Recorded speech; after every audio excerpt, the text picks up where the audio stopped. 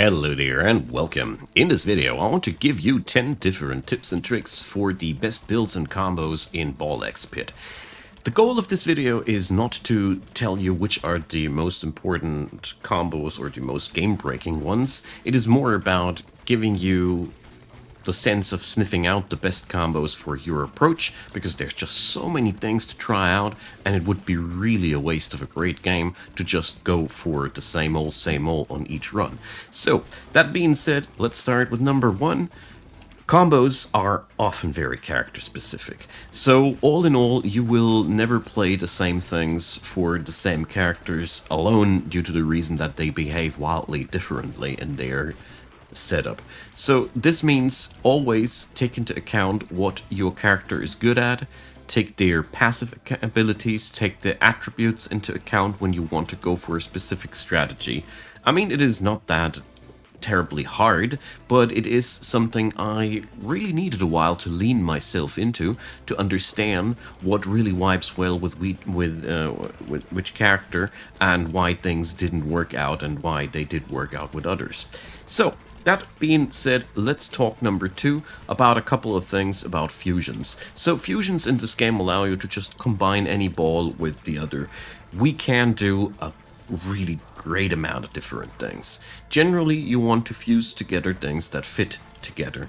What doesn't fit together, exploding balls don't go well with piercing balls, they just practically nullify each other.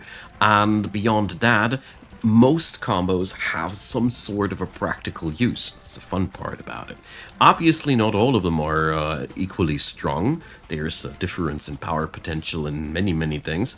But generally, if you fuse two balls together, you will combine both of their perks in one thing.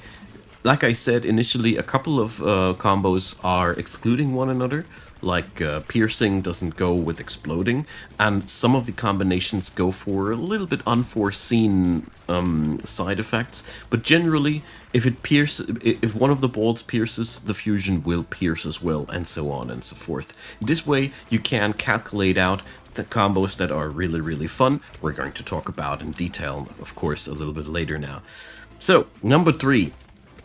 Some balls are excellent fusion material.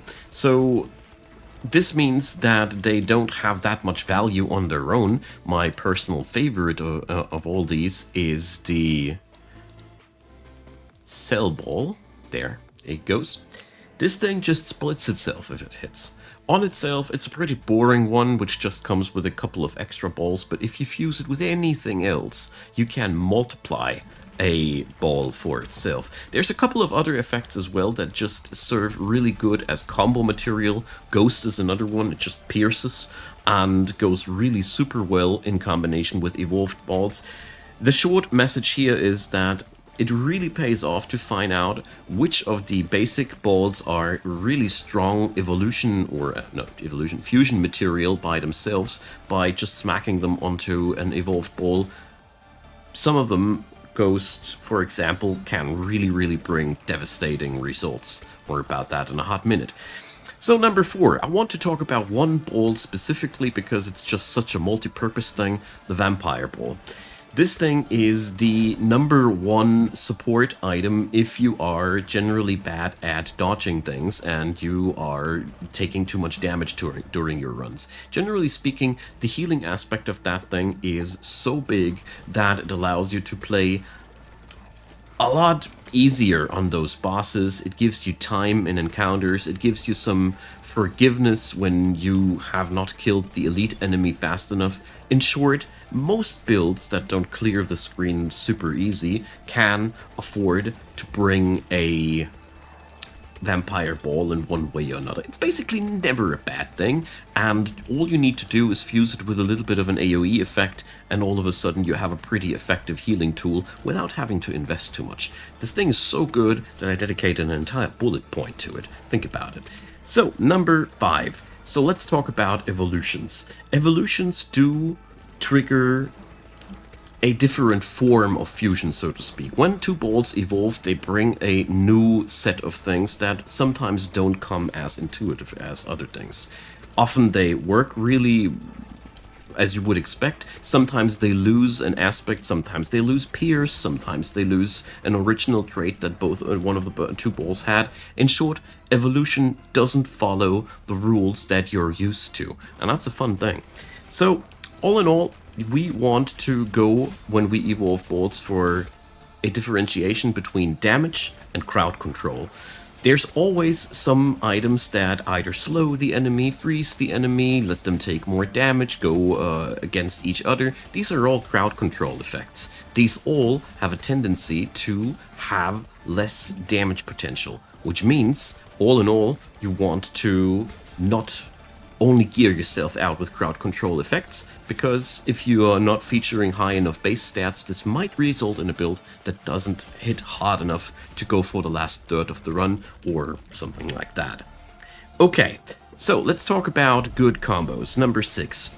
Anything that pierces. All balls that just go straight through enemies are excellent combined with on-hit effects, you know? Be it either something meager like bleed and burn, or something that has higher impact like lasers or AoE effects. It's really, really mighty to just combine piercing with anything that benefits from touching a lot of targets. That's just what it is. Piercing, therefore, is a trait that you can combine into lots of things.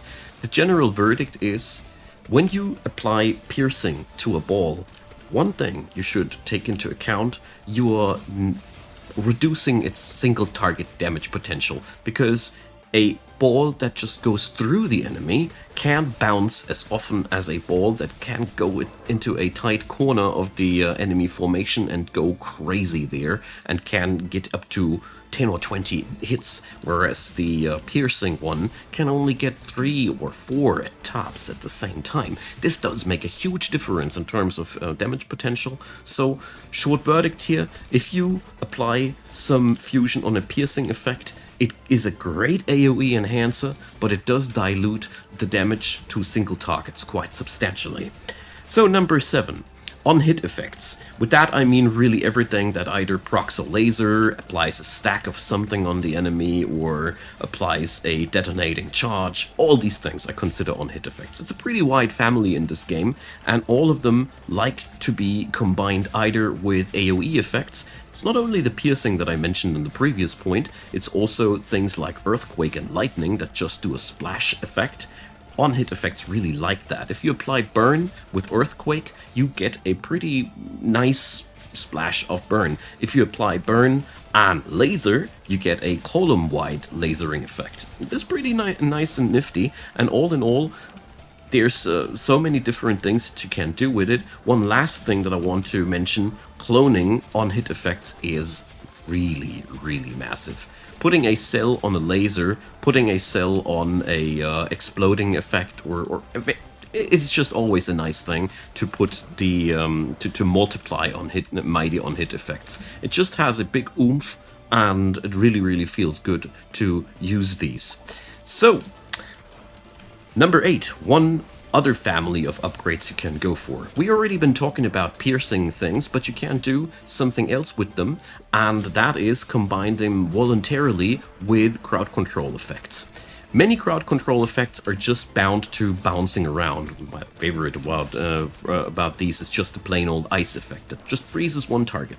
Combine that with the piercing effect, and you get a really wide spread of these. I love applying piercing crowd control effects, because that just slows down the horde and gives you something to work with, and can avoid scenarios like these. But here, I have given the build into the hands of my philosopher, not me. Anyways, short verdict here. Piercing effects plus crowd control effects. Having one of these balls in your assortment to slow down the enemy, especially ice, is really powerful in this regard. Pays off, but it has, like I said before, a pretty shallow impact on your damage dealing in general on your build, and should be taken carefully. So number 9, whatever you do in your build, it is really important that you note you will need boss fighters and AoE breaching spells. So that means don't rely only on piercing projectiles, bring bouncing on hit effects. What's also really powerful is balls that charge up and explode. There's a bleeding effect that does that. There's also a nature effect called overgrowth that does that. Generally, everything that does explode after a while is pretty strong against bosses. Nothing is worse, though, than just being not able to scrape down the HP bar of these, but at the same time, you do need something against hordes. Ideally, you bring one ball for one job and the other ball for the other job, and runs are pretty easy. This is, by the way, New Game Plus, what you're seeing here, so we're doing pretty well here, and overall, that's just with a random build. Number 10, one thing that I really want to emphasize here, don't plan too many things for one run. There's only so many upgrades that you can get. The more meta progression upgrades you pick up, the more these become, because many of the buildings in the city focus around giving you an item advantage right from the get-go. You see a lot of these here in action in this video already. And in general, you will have pretty much the ability to combine at some point in the game reliably two evolved balls with one another. That's pretty much always in the ballpark, pun intended. And the other one, it's absolutely okay to fuse an evolved ball with another basic one. This is what I get together in practically every run. Everything else on top of that is an extra. So your build should focus around two things: a boss killer and an AoE mechanism, and with the rest just have fun. There's many things, and the last thing that I want to put out in this video, please share the combos that you like in this game.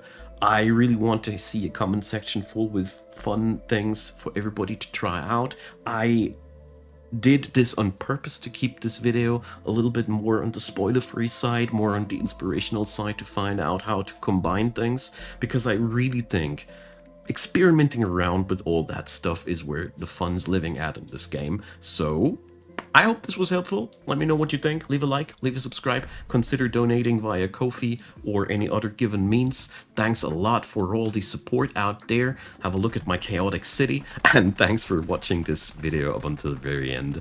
Really appreciate you guys taking that time, and see you on the next one.